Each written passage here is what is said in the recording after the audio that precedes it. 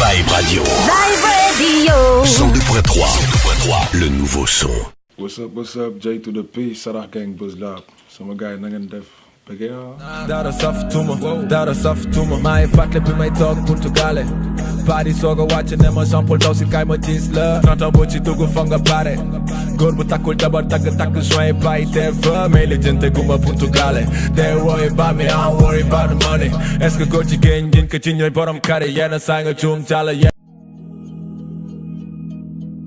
Mon intérêt pour le hip-hop, déjà ça fait 13 ans que je suis dans l'hip-hop. J'ai fait pendant 10 ans j'ai été manager Canabasse dans le studio Buzz Lab avec gars yi foofu noonu et après j'ai arrêté. Léegi quand j'étais au studio comme ça du top puisque j'avais l'habitude nekk si studio bi di def dara je faisais rien ma nekk ak gars yi on se faisait des petits freestyles di fo xam nga di def ay intro des trucs comme ça après noonu la commencé di rap quoi. Canabasse on s'est connus dans mon quartier. Temps yii boobu noonu je m'étais même pas intéressé au hip-hop sama nekkuloon ci hip-hop bi temps yii noonu benn may jantal boy nekk ci koñ bi di jël ci xale nekk nante xam nga nekk ci koñ bi def leen neex genre boy laa woon quoi. Après on s'est connus ci benn jotaay ñuy toog ni ci ay ataaya je savais pas qui rappait après sama benn gars ne ma bon est-ce que déglu nga gars bi day rap ma ñëw ni toog di ko ñu ñëw ne ko mais copain da ngay rap parce qu'il paraît da ngay rap mu ne ma si ma ne ko dégloo ma sa benn affaire mu ñëw ne ma kañ dugg ci biir ñu dugg on est rentré mu jàmm benn son premier couplet dama ko déglu tap ma ne ko est-ce que xam nga ne yow yaa dàq rap Sénégal alors que temps yooyu je m'intéressais même pas au hip-hop mais par rapport ak li ma doon dégg instant boobu noonu dama ko déglu rek mu yàq sama nopp ma ne kii bu baax bi la voilà. Parce que ñun en vérité ñun musuñu ñoo nekk ci est-ce que bon c'est pas grave mais ñun ñoo nekkoon genre rappeurs yooyu nga xam ne musuñu bëgg dépendre ci kenn quoi musuñu bëgg dépendre ci benn structure autant temps yooyu noonu Canabasse waroon na génnee album waroon na génnee affaire yu bëri mais dafa nekkoon di job ak ay structure et qu'à chaque fois album bu paree dañuy jékki-jékki rek ñu ne ñu bon projet bi jaar na fii dugg na fii génn fii donc ñuy waxtaan mag moom lan lañ soxla dëggantaan instant boobu noonu mu ne studio donc voilà noonu lañ commencé tijji benn studio au début studio kese la woon après le nekk label Buzz Lab voilà. Sarax comme tur bi déjà nu mu koy waxee sarax mooy maanaam à la base ñun nekk ñu woon rappeur nan ñoo nekk rappeur ñun ñooy ñi nga xam ne ñoo nekkoon ci suuf di liggéeyal hip-hop bi di ko liggéey ci suuf pour ay nit ñun ñooy ñoo xam ne ñoo nekkoon ci structure yi man manager sama gars yi Cheikh Fall nii noo moo nekkoon ñii di defal beat ñoo nekkoon ci beatmaker yi et cetera donc bu ñu commencé rap ñu tuddee suñu bopp sarax parce que pour ñun loolu sarax la pour hip-hop bi xam nga li ma la wax nii parce que à la base ñun waruñoo nekk ay rappeurs quoi comprendre léegi nag c'était juste mooy gars yi nga xam ne ñoo doon nekk ci studio bi di toog di waxtaan ñun ñoo doon booster gars yi di leen yokk doole di leen pousse di nekk ci business yi di dox yenn affaires yi ñun ñoo nekkoon genre gars yi après tey ñun ñoo commencé rap ñu tuddee suñu bopp Sarah Gang. bon yow yaa ma ko souligné bon man gisuma ko peut-être yow mais man gisuma ko. Bon, nickel, hein, comme d'habitude. Nous sommes toujours au studio. Dans la paix et dans la gaieté. Nous sommes tous jam quoi, tu peace. Le 30. Oui. Ah mais bien sûr.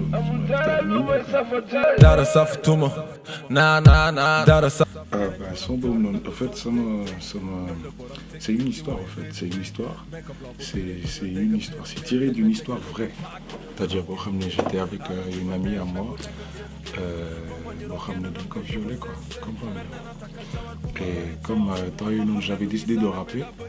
et comme nee nañ booy rapper da ngay dénoncer ay affaires yoo xam ne moom moo am ci société bi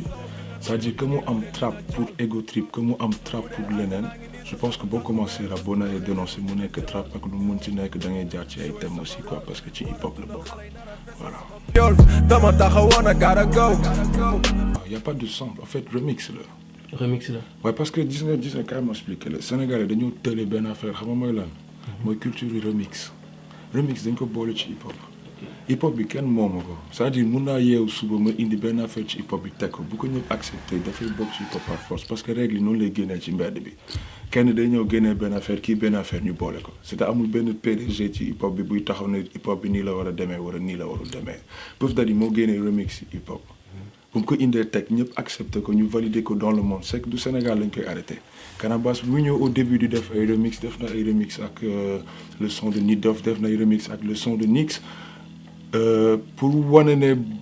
son bi en fait daf lay gondi quoi son bi daf lay neex et da nga am envie de reprendre ko ça n'a rien à voir ak da nga koy copier wala affaire yooyu noonu xam nga li ma la wax et que million bi ma ko déglee dama toogoon ak Cheikh Fall ñu toog studio bi Chicks ma gaan ma rabanool sarax ma taxaw ma jékki-jékki rek gis gars yi di woy Rihanna son bi Rihanna la tudd mooy foo nii ma ne ko ñun la ñuy doyee Rihanna ñun ay millions lañu soxla la ñuy doyee Rihanna ñu génnee million mais remix la xam nga li ma la wax sinon boo dégloo sama tape boo dégloo sama tape début ba fin doo ma déglu million nga ne kii peut-être dafa tële woon benn son wala dafa tële couplet wala dafa tële flow xam nga li ma la wax son bi moo nice ma remix ko voilà. maa ko mujjee dugal suuf dara booy jëlal dara safa. Cleveland Believe Land sax laa koy wooyee Believe Land parce que dafa am ñuy tàggoo ci rap bi man du ma tàggoo lu tax du ma tàggoo parce que dama yàgg wax ne dafa am ñaari type dafa am ñaari catégorie hip hop ci Sénégal dafa am ñi nga xam ne ñoom ñoo defar terrain ba ñi nga xam ne ñoom ñoo wàcc parachute man dama bokk si ñi nga xam ne dama defar terrain bu ma commencé dugg commencé rap su ma neexee du ma tàggoo kenn voilà ba tax ma ne dugg ci rap bi te waxuñu salaam. dama am sama philosophie mooy man su ma def benn affaire